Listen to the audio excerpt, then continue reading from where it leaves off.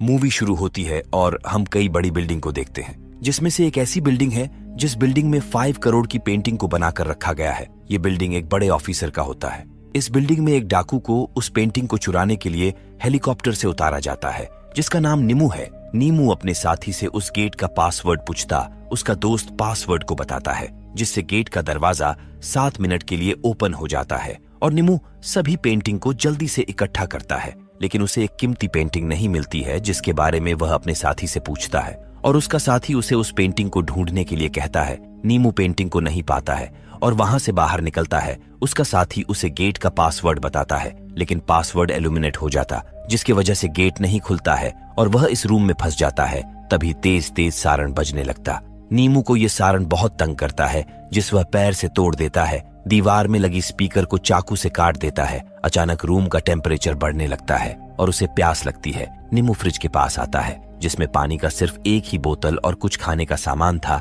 नीमू सारे पानी को पी जाता है और चाकू से उस दरवाजे को काटने लगता है। दरवाजा नहीं कटता, क्योंकि दरवाजा स्टील का बना था। रूम का टेम्परेचर अधिक होने से उसे गर्मी होती है और वह थक कर नीचे लेट जाता है।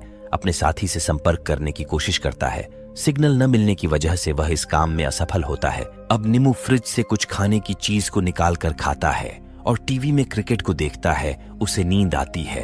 वह बेडरूम में आकर सो जाता है। सुबह नीमू को कुछ आवाज सुनाई देती है और वह जल्दी से बाहर आता है, लेकिन वह आवाज एक कबूतर का होता है।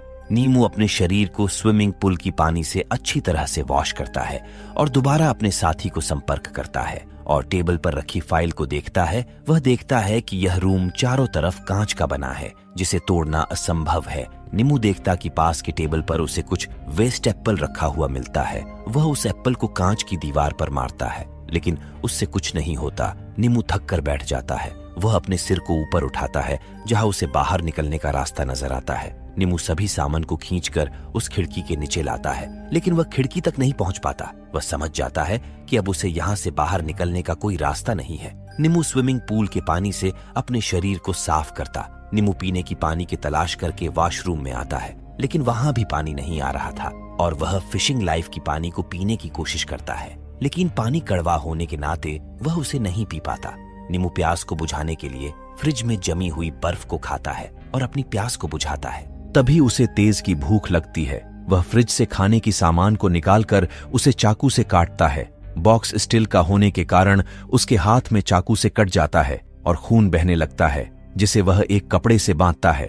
तभी वह अंडरग्राउंड पाइप से पानी को निकलता हुआ देखता है। वह वहां जाता और जी भर के पानी को पीता है। वह इतना पानी को देखकर बहुत खुश हो जाता है और पानी से खूब एंजॉय करता है और पानी को एक बोतल में कल के लिए इकट्ठा कर लेता है और सो जाता है। सुबह होती है और नीमू दोबारा अपनी देसी जुआड़ से बनी टेबल पर चढ़ता है, जिससे वह खिड़की तक पहुंच जाता है। नीमू देखता है कि वह खिड़की खुली नहीं, बल्कि चारों तरफ कांच से पैक होता है। उसकी उम्मीद अब और भी घटने लगती है। रूम का टेम्परेचर अधिक होने की वजह से नीमू अपने सभी कपड़ों को निकाल देता है। वह देखता है कि एक लेडी उस रूम को साफ करने के लिए लिफ्ट से ऊपर आ रही थी। नीमू उससे मदद के लिए कहता है, लेकिन लेडी को उसकी आवाज नहीं सुनाई देती है, क्योंकि पूरा कमरा साउंड प्रूफ होता है।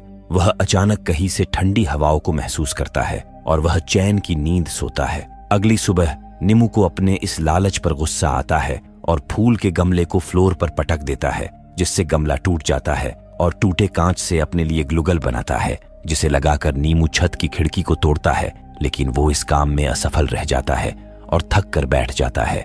नीमू को भूख लगती है और वह बोतल में इकट्ठा किए हुए पानी से भोजन को पकाता और भोजन को चाव से खाता है। रूम का टेम्परेचर अधिक होने की वजह से उसे को तेज ठंडी लगती है, जिससे वो एसी के तार को काट देता है।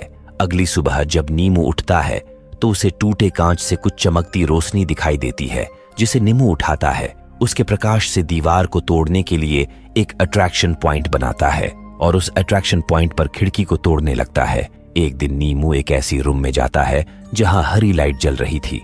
अचानक उसकी नजर एक डेड बॉडी पर जाती है, जिसे देखकर नीमू डर जाता है। वो उस डेड बॉडी के पास आता है और उसे डेड बॉडी के ऊपर एक बॉक्स मिलता है। बॉक्स में एक रहस्यमय बुक होता है। नीमू डेड बॉडी को नीचे ढकेलता है और उस पर बुक को खोलता है। इस बुक में नर्क के बारे में कुछ लिखा होता है। नीमू इस बुक को लेकर उस रूम से बाहर आता है।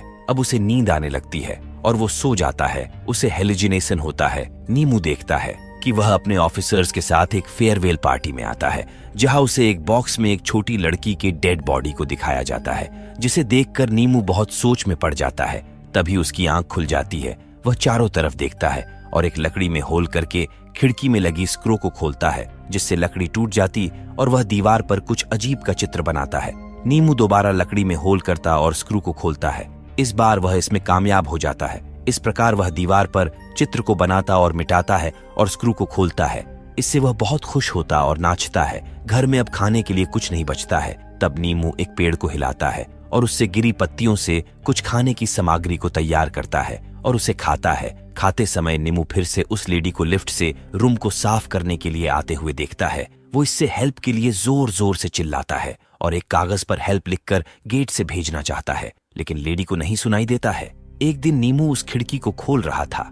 अचानक वह उस टेबल से गिर जाता है, जिससे उसके पैर में चोट लग जाती है। वह उसे पन्नी से कसकर बांधता है और दोबारा अपने काम में लग जाता है। एक दिन जब वह खिड़की को तोड़ रहा था तो उसके होंठ में एक शीशे का टुकड़ा धंस जाता है, जिसे वह एक गर्म कील से निकालते समय वह फर्श पर गिर जाता और उसके मुंह से खून बहने लगता है। तब उसे एक आवाज सुनाई देता है, कहता है कि क्या तुम्हें पीने के लिए पानी चाहिए? नीमू हाँ कहता है। वह उसमें आग लगाने के लिए कहती है। तब वह कागज को फाड़कर इकट्ठा करता और उसे लेंस से जलाता है और वह उस जलती आग को एक लकड़ी से उस बॉक्स के पास लाता है। तभी तेज धार की बारिश होने लगती है, जिससे सारा सिस्टम बंद हो जाता है, जिसे देख नीमू हैरान हो जाता है और वह कीमती पेंटिंग को भीगने से बचा लेता है। कुछ देर बाद पानी बंद होता है, लेकिन रूम में चारों तरफ पानी ही पानी हो गया था। बाहर से एक लड़की यह सब देख रही थी। नीमू हेल्प के लिए दीवार पर कुछ लिखता है और आखिरी कोशिश करता है, जिससे खिड़की खुल जाती है।